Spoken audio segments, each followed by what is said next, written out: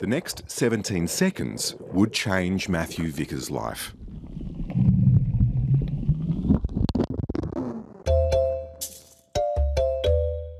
It began as a once-in-a-lifetime opportunity.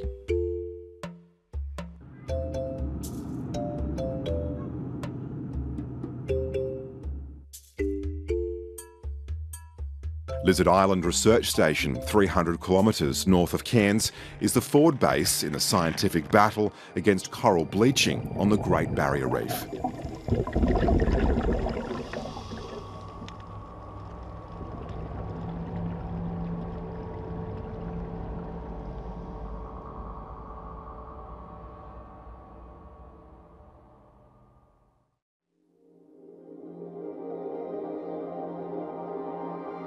Last January, it was the site of research by the world-renowned Reef Studies Centre at James Cook University, or JCU.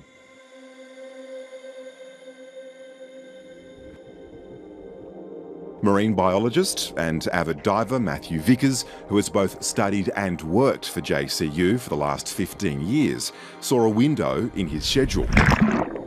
He jumped at the chance to volunteer alongside paid researchers for the month-long trip funded by JCU. The team leader contacted me. They needed a rescue diver and a boat person. Did it occur to you to take out private health insurance for this trip? The short answer is no.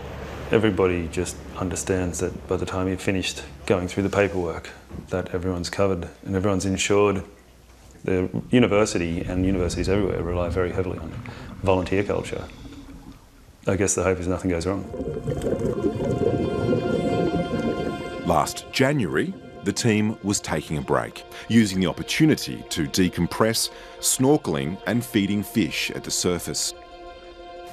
That was one of the most spectacular days I've ever seen on the reef. The water was actually a glass surface, as a mirror of the sky. Mathew's camera captured what would happen next.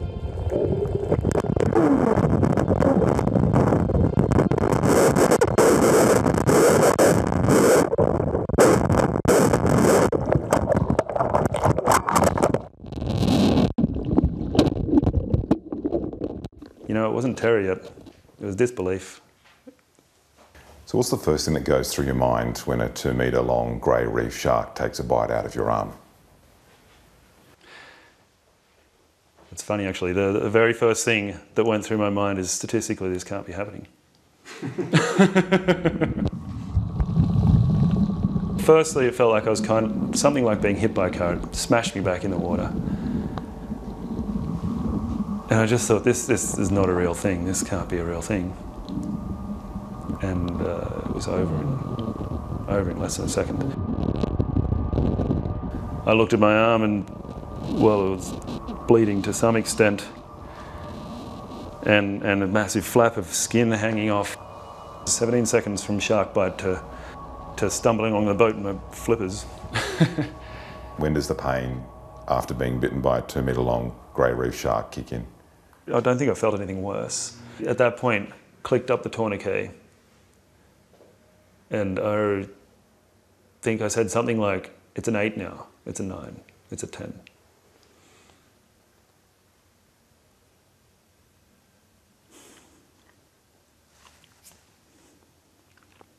Yeah, it's a screaming pain at that point.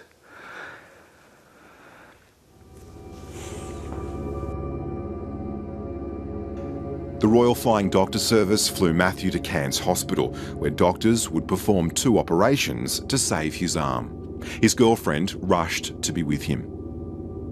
He was smiling at the nurse, and I was like, okay, good, you know. It's good, it's Matt, he's smiling. I think I was just annoyed by the whole situation of now he's in Cairns, trying to think a lot of about logistics as well. For example, just who would pay for his medical bills? Mathew Vickers assumed he was fully covered by the university. In an email the next day, Mathew's team leader confirmed this. But 3 days later, another JCU employee backtracked, telling Mathew he had a very limited level of insurance cover, similar to a student who injures themselves.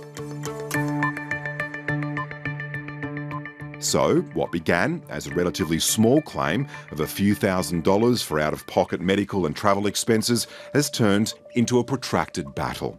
What have you received from the university to date? The university's insurer has paid me $555 minus a $50 premium. And JCU has, so far, not given Mathew a copy of its files on his case. A case that, according to documents obtained by 7:30, show a failure to follow procedure. Lizard Island's guidelines say there's a moderate risk of being bitten by a marine animal. So is it inherently dangerous to feed fish in an area known for sharks? I think I'm going to have to say yes with that now, given my own personal experience. However, the day after Mathew was bitten, the team leader emailed him saying that it was his idea to feed the beasts, believing it was a harmless activity. James Cook University declined 7:30's request for an interview.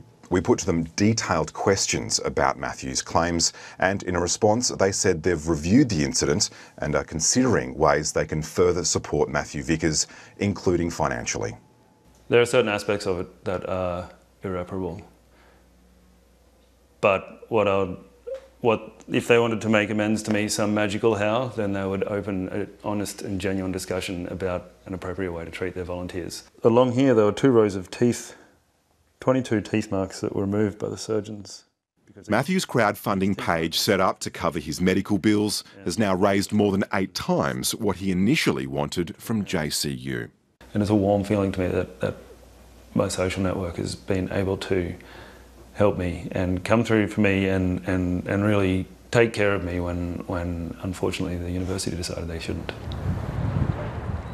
Mathew Vickers' run-in with a shark has revealed more than just his flesh and bone. It's shown how some researchers on the Great Barrier Reef can be dangerously underinsured. Instead of focusing on, I've been bitten by a shark, I need to recover, he's been really thinking about the fact that his university was not having his back.